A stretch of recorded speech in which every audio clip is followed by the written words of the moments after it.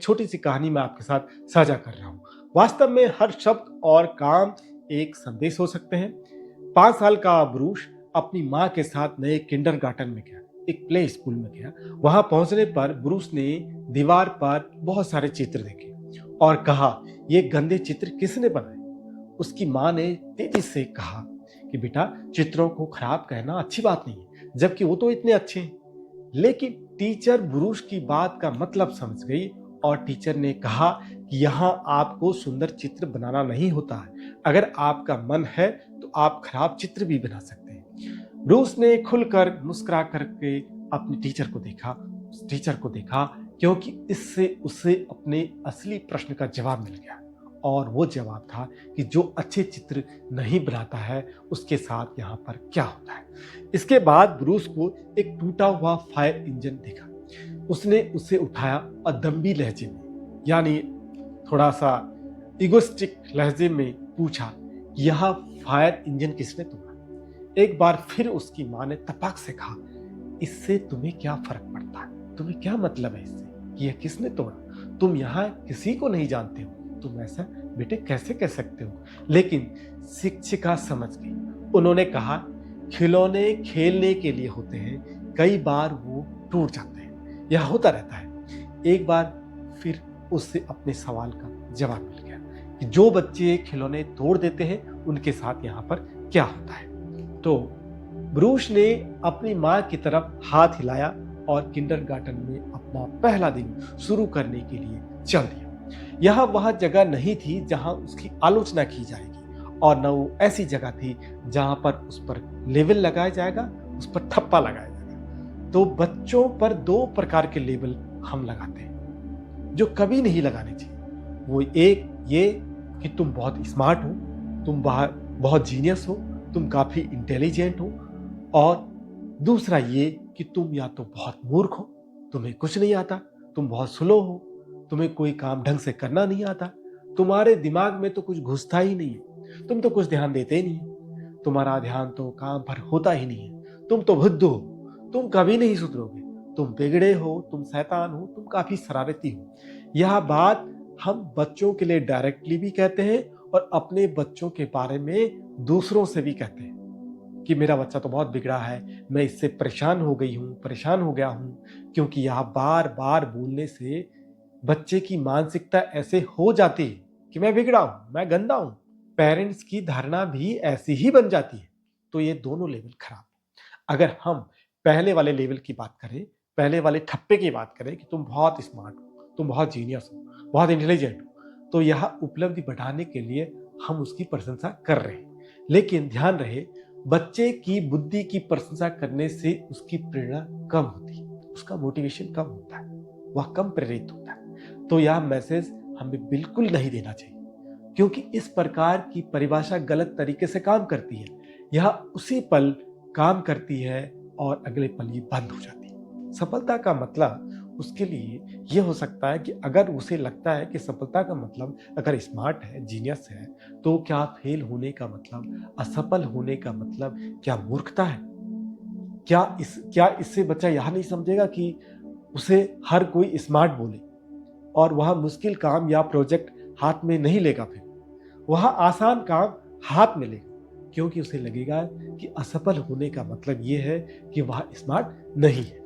वह fixed mindset की निशानी बन जाएगा। अगर कोई माता पिता, कोई पेरेंट्स अपने बच्चों को कोई गिफ्ट देना चाहते हैं, तो सबसे अच्छी चीज ये कर सकते हैं कि अपने बच्चों को चुनौतियों से प्रेम करना सिखाएं, प्रयास का आनंद लेना सिखाएं, नई रणनीतियों की तलाश करना सीखा, उसे सीखते रहने के लिए प्रोत्साहित करें। इस तरह बच्चे प्रशंसा के गुलाम नहीं रहेंगे, उनके पास अपना आत्मविश्वास होगा, सेल्फ कॉन्फिडेंस होगा, और आजीवन ये तरीका उन्हें मिलेगा।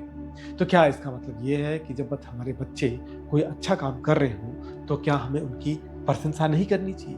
क्या हमें उनके उत्साह की तारीफ नहीं करनी चाहिए? क्या इससे उनका उत्साह कम नहीं होगा? बिल्कुल नहीं। इसका तो बस यह मतलब है कि हमें खास तरीके की तारीफ से बचना चाहिए, हमें खास तरीके की प्रशंसा से बचना चाहिए। तो इस तरीके से कह सकते हैं कि इस टेस्ट के लिए तुमने बहुत अध्ययन किया, तुमने बहुत अच्छे नंबर तुम्हारे ये दिखा रहे हैं, तुमने नोट्स को बार बार पढ़ा, खुद का बार बार टेस्ट किया, यह तरीका सचमुच तुम्हारा कामयाब होगा। इस पेंटिंग में इतने सुंदर रंग भरे हैं कि इससे मुझे बहुत कुछ सीखने को मिला। तुम बताओ तुमने ये कैसे किया? तुमने जो ये निबंध लिखा, ये जो ऐसे लिखा, इसमें तुमने बहुत कुछ अच्छे विचार डाले। मुझे इससे बहुत कुछ सीखने को मिला। प्रशंसा का संबंध बच्चों के व्यक्तित्व के गुणों से नहीं, उसकी पर्सनालिटी से नहीं, बल्कि उसके प्रयासों और उपलब्धियों से होना चाहिए। अभिभावक अपने बच्चों के सामने दूसरे के बच्चों के बारे में यह कहते हुए सुनाई देते हैं, चाहे दूसरे का बच्चा ये तो पैदाइशी नकारा है, वह तो गॉड गिफ्टेड है, वह तो जीनियस है, बाय बर्थ जीनियस है, या फिर वह तो बहुत मूर्ख है। जब अपने बच्चे अपने माता पिता को दूसरे के बच्चों के बारे में इस तरीके का मूल्यांकन करते हुए देखते हैं, तो यह उनकी फिक्स्ड माइंडसेट की निशानी दिखाता और वो सोचने लगते हैं क्या इसके बाद मेरा नंबर है। यही बात शिक्षकों पर भी लागू होती है।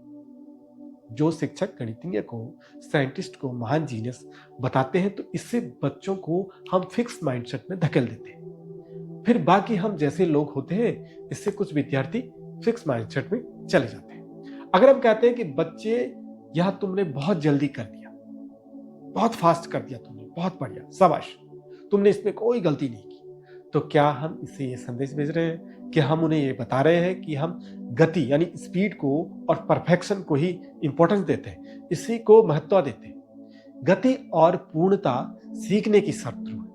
यानी अगर हम स्पीड को और परफेक्शन को ही इंपॉर्टेंस देंगे तो बच्चे सीखेगा कैसे नई चीज सीखो, प्रयास कैसे करेगा? अगर असफल नहीं होगा तो फिर सफलता के लिए प्रयास कैसे करेगा? अगर आप सोचते हैं कि तेज और आइडियल होने की वजह से मैं स्मार्ट हूं, बेहतर हूंगा, तो वह कोई भी चुनौतीपूर्ण काम बच्चा नहीं लेगा। हमारा उद्देश्य केवल ग्रेड प्राप्त करना नहीं है, केवल अंक प्राप्त करना नहीं। असली उद्देश्य क्या है? हमारा असली उद्देश्य है बच्चे को मेहनती बनाना, उसको मेहनत करना सिखाना। क्योंकि अगर एक बार बच्चे ने मेहनत की आदत उसने बना ली, उसकी मेहनत की आदत लग गई, तो उसके ग्रेड तो हर बार अच्छे हो ही जाएंगे। ग्रेड की आदत से मेहनत होगी। हम ये नहीं कह सकते कि ग्रेड की आदत पड़ने से वो मेहनती बनेगा। हाँ, हम ये कह सकते हैं कि अगर मेहनत की आदत लग गई, बच्चा मेहनती बन गया, तो ग्रेड तो उसके अच्छे मिल ही जाएंगे। और अगर उसके बाय द वे ग्रेड अच्छी नहीं मिली, उसे बार बार ये सोच रहा है मुझे अच्छे ग्रेड मिले, ना मिले, तो बच्चा निराश हो जाएगा, मेहनत करना छोड़ देगा, डिप्रेशन में चला जाएगा। तो बच्चों को मेहनत करना सिखाएं, उनके सीखने के तरीकों की तारीफ करें। बड़ी इंपॉर्टेंट बात है कि बच्चे के सीखने के तरीके, जिस भी काम को कर रहा है उसके सीखने के तरीके पर ध्यान दें और उसकी तारीफ करें, उसमें अच्छाइयां ढूंढते। कोई बच्चा काम कर रहा है तो अक्सर हम क्या करते हैं, गलतियां करते हुए पकड़ते हैं। हमें आज के बाद क्या करना है, उसको कोई अच्छे काम करते हुए पकड़ना, और जो भी हम अच्छा काम उसका पकड़े उसकी तारीफ करें, उन्हें सिखाएं, क्योंकि सीखना एक प्रक्रिया है।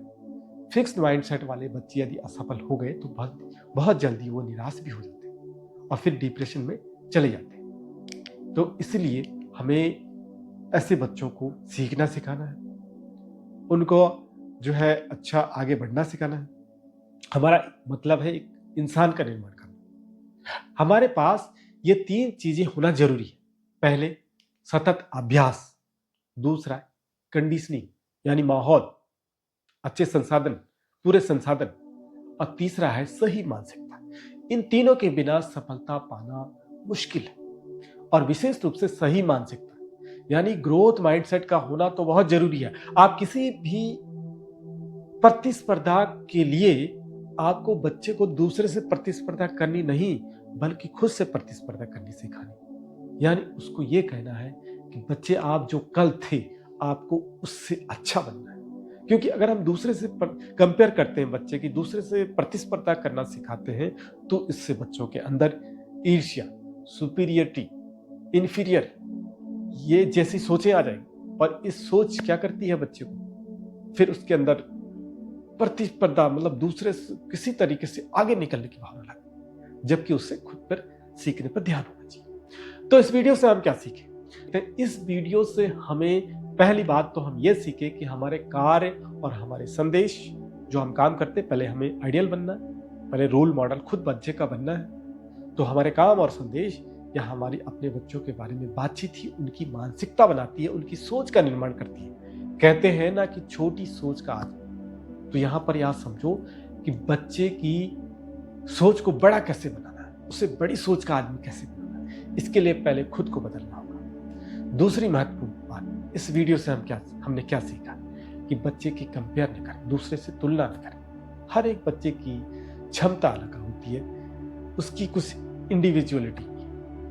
तो हम इंडिविजुअल तरीके से बच्चे को देखें। इस दुनिया में जो बच्चा आया कुछ नई पोटेंशियल लेकर आया, कुछ संभावनाएं लेकर आया, वो चीजें ढूंढे उसमें। और तीसरी महत्वपूर्ण बात, इस वीडियो से हम क्या सीखते हैं कि नेगेटिव स्टेटमेंट से बचें कि तुम ये नहीं कर सकते, तुम ऐसा नहीं कर सकते हो, तुम्हारा बश का नहीं है, तुम तो ध्यान देते ही नहीं। तो इस तरीके के नेगेटिव स्टेटमेंट से हम बचें। और चौथी महत्वपूर्ण बात कि बच्चे के सीखने के तरीकों की तारीफ करें, उसकी मेहनत करने की तारीफ करें।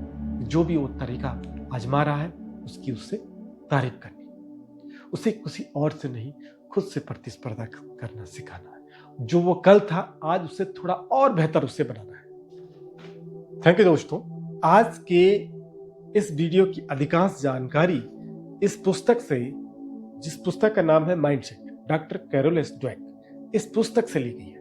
बहुत ही शानदार पुस्तक है, आप खरीद कर इसे पढ़ सकते हैं ताकि आप एक टीचर हो या आप एक पेरेंट्स हो, आप अपनी माइंडसेट को कैसे बदलें।